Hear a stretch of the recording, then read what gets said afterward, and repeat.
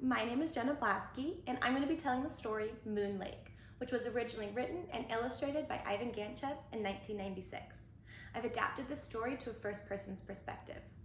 The legend of Moon Lake is one of beauty and amazement. However, preserving the secret of Moon Lake might just be more important. This is one of my favorite stories, so let's get right into it. Everyone in my town knew the legend of Moon Lake. As legend has it, somewhere in the mountains, in between the deep canyons and high cliffs, was a beautiful, crystal clear, magical lake. As legend had it, the moon herself would come down to bathe in the icy cold waters, and then she would shake herself dry, showering the lake and the banks with these beautiful silver glistening stones. Many people would try to find Moon Lake, but would end up just getting lost in the wilderness. My granddad and I lived in the mountains, about a day and a night's journey from town. We lived in a small cottage and tended to our sheep. However, last winter, on the coldest day of the year, when the paths were covered in snow, I had built my granddad a fire, and as the embers of that fire were dying out, my granddad told me that he had always meant to tell me the secret of Moon Lake and show me where it was. However, as the last embers died out in the fire, so did my granddad, and so did the secret of Moon Lake. I stayed in the cottage. It was a peaceful but simple life. I tended to my sheep and my garden. I enjoyed it very much. However, one evening, when I was putting the sheep into their stalls, I noticed that one was missing. I quickly packed my bag with some bread and some cheese and headed off to find my sheep. I was walking for so long, I was beginning to feel helpless that I would never find my sheep, when I heard a helpless bleating from down below. I peered over the edge, and there was my sheep. I quickly climbed down as carefully as I could, and just as my feet hit the ground, the moon rose and covered the canyon in a bright light.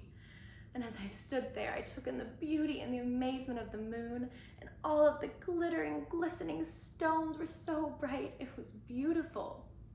I thought if I collected just a few of these and sold them in town in the market, I could maybe buy myself a new blanket and get some bells for my sheep's collars so that they wouldn't get lost. And just as I was thinking this, a voice behind me startled me. I spun around and was met with a large, handsome silver fox. He told me that he was so hungry and asked if I had any food. I quickly gave him the little bread and cheese that I had, and he eagerly gobbled it up. He then told me that in return for my kindness, he would tell me the secret of Moon Lake. As it had it, if you stayed in the canyon when the sun rose, you would be blinded by the light, and you would be unable to ever find your way home. The fox offered to show me the way out, so I heaved my sheep up on my shoulders and followed him out. Once we made it out of the canyon, I thanked him for his kindness and said goodbye to my new friend. My sheep and I made it back to the cottage just as the sun was rising over the mountains. A few days later, I went to town and to the market, and as I set out my cloth, I grabbed 1, 2 of my stones, and as I grabbed for the third one, I looked up and 3 of the king's soldiers were standing in front of me, taking my stones, demanding that I come with them. They immediately took me to the king, and he demanded that I tell him where I got these stones and how to get there. I tried to explain how to get to Moon Lake, but it was just so confusing. So he demanded that I take him and his men there right now, or he would throw me in a deep well filled with snakes. I was so scared I agreed. We left right then and walked all night and all the next day, and just as the sun was starting to set, we made it to Moon Lake. As I stood there and took in the beauty of the moon again, I looked around and realized that the king and his men were shoving their mini bags full of as many stones as they could. It was then that I remembered what the fox had told me. I had tried to tell the king, but he told me never to tell the king what to do. So I quickly slipped away and went back to my cottage.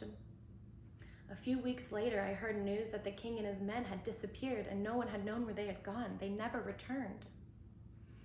I only returned to Moon Lake one more time to meet my friend the fox, and I gathered just enough of the stones to put 1 on each of my sheep's collars and to put a few in my windowsill.